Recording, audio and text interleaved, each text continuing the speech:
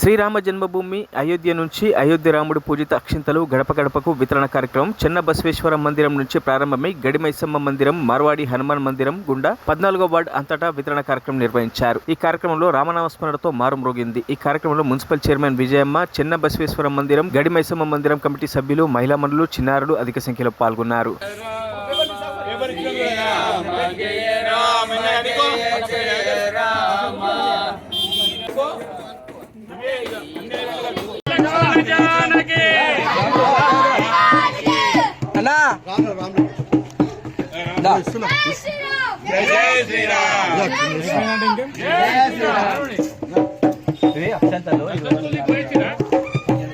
మరిన్ని అప్డేట్స్ కోసం మా ఛానల్ని సబ్స్క్రైబ్ చేయండి.